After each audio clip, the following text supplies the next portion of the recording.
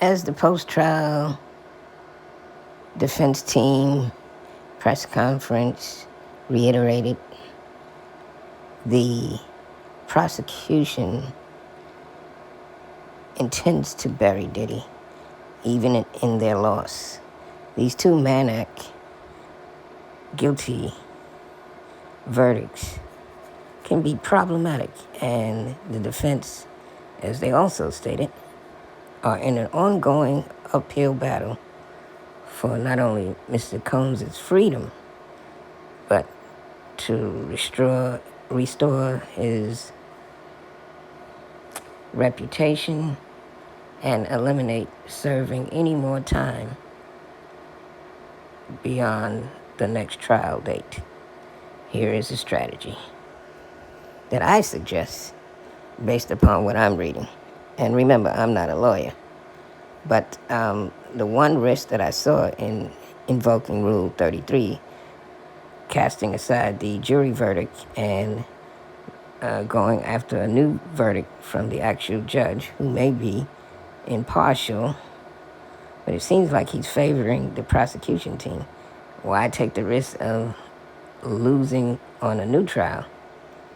Well, some risks are worth taking because there was a lot of error in the actual trial. Now, these new trials are never really granted, but you can bring them up on appeal. Here's the data. It's kind of boring. Law is boring. But if you're a thinker like I am, a critical thinker, you like to play chess, although I haven't played in a while. You like to have strategies and solutions. Listen to the following. Excellent. Very timely question. Here's a careful, clear breakdown of how a motion for a new trial would work now that there is a verdict in the Diddy's trial, based on the Federal Rules of Criminal Procedure, Rule 33, and common practice in the Southern District of New York, SDNY. 1. The motion for a new trial, Rule 33. The core rule under Federal Rule of Criminal Procedure 33A, upon the defendant's motion, the court may vacate any judgment and grant a new trial if the interest of justice so requires. This means the defendant, through counsel, asks the same trial judge who oversaw the case to set aside the verdict and start over. 2. When is it filed? Must be filed within 14 days of the verdict, unless it's based on newly discovered evidence, which allows up to 3 years under Rule 33b1. Timing is critical. If they miss it, it's waived. 3. Typical grounds for a new trial. Here's how it would work in this context. A. The verdict was against the weight of the evidence, different than a Rule 29 motion for acquittal, which says no reasonable jury could convict. A Rule 33 motion allows a judge to grant a new trial even if there was enough evidence, but the verdict was so contrary to the weight of evidence that letting it stand would be a miscarriage of justice. Judges very rarely grant this. It's basically a last resort gut feeling safeguard. Hashbibi, erroneous jury instructions.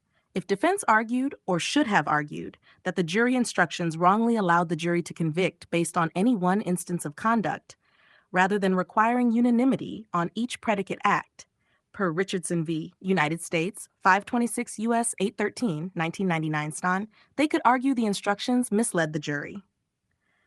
C. Prosecutorial misconduct, if the government made improper arguments in closing or introduced unduly prejudicial evidence. D. Juror misconduct, if, for instance, juror 25 said they felt pressured or threatened or was improperly excluded to force unanimity.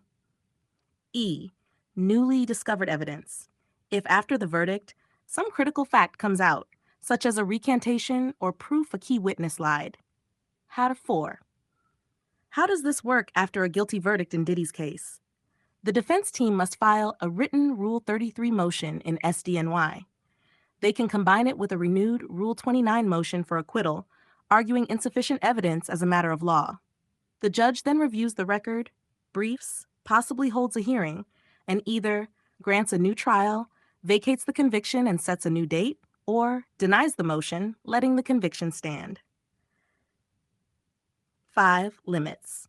Courts are generally extremely reluctant to set aside a jury's verdict, They will not grant a new trial just because the judge personally might have voted not guilty. The standard is whether failing to grant a new trial would result in a miscarriage of justice. 6. What about the issues you raised earlier? The failure to properly object to jury instructions about unanimity and predicate acts can still be argued as a basis for Rule 33 relief. However, because it was not preserved by objection, it will be reviewed under the more difficult plain error standard. That means the defense must show the error was clear or obvious, it affected substantial rights, and it seriously affected the fairness, integrity, or public reputation of judicial proceedings. Summary for your scenario: type of relief, rule, who decides, timing, why it's hard, Rule 29, new trial, interest of justice, Rule 33, same trial judge, 14 days from verdict, discretionary, judges rarely second guess juries, acquittal, no evidence, Rule 29, same trial judge, usually renewed after verdict, only if no rational jury could have convicted. Bottom line, now that there is a verdict, Diddy's legal team can file a Rule 33 motion for new trial, arguing improper jury instructions, especially on unanimity under Richardson, prosecutorial overreach, or juror misconduct. They could also renew their Rule 29 motion for acquittal. But these are uphill battles. Trial courts rarely overturn juries, and unpreserved objections weaken the claim. The strongest issues now shift to potential appellate arguments if these motions fail. If you'd like, I can draft a sample short Rule 33 argument memo or bullet points using exactly these issues in your style. The other risk associated with Rule 33, throwing out the jury's verdict and seeking a new trial, is the risk of them bringing back the RICO, which was hard to prove for the jury, but may be easier to prove for someone vested in the law like a judge, Judge Submaranian. That risk can be negated or mitigated by the fact that on the verdict, a new trial request motion, you can get all of the RICO Act and the other not guilty verdict, I'm sorry. In this case, you can get all of that thrown out. It won't be admissible. And I thought once the enterprise, which I still don't think I'm in error, once the enterprise is not established, all of the underlying accounts, not just the predicate acts, but the Mann Act itself, collapses because you have not proved how Diddy had a benefit from this other than to say that he got off, he jerked off to it. That's not a value. That's shared value amongst people conspiring in a criminal enterprise. Nor can you stretch the statutes of RICO to try and fit that. That is not only a miscarriage of justice, but that's professional misconduct on the part of the prosecutors. But what Judge Joe Brown is saying, and Dana White with the data, you check out her YouTube channel. I'm using this in fair use. Just his little iteration of how Rule 33 works. It says that in order to get the new trial, all of the not guilty counts of the indictment cannot be resurrected, double jeopardy.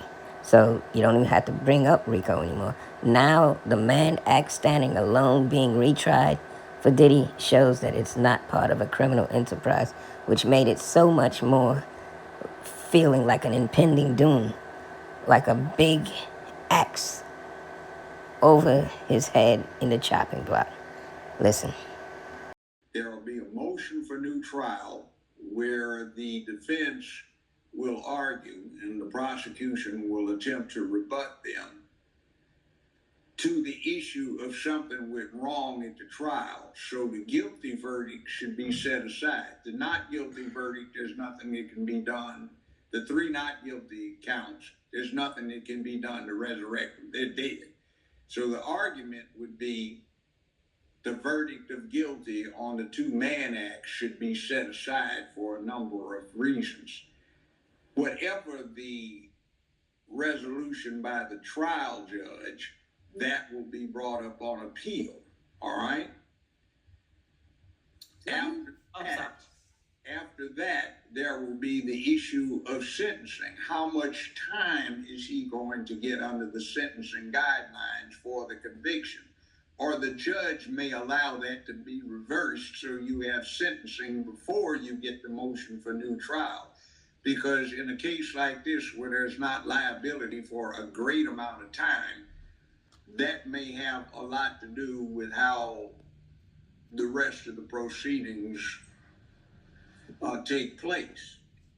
Will there be a problem or risk in asserting a motion for a new trial under Rule 33 if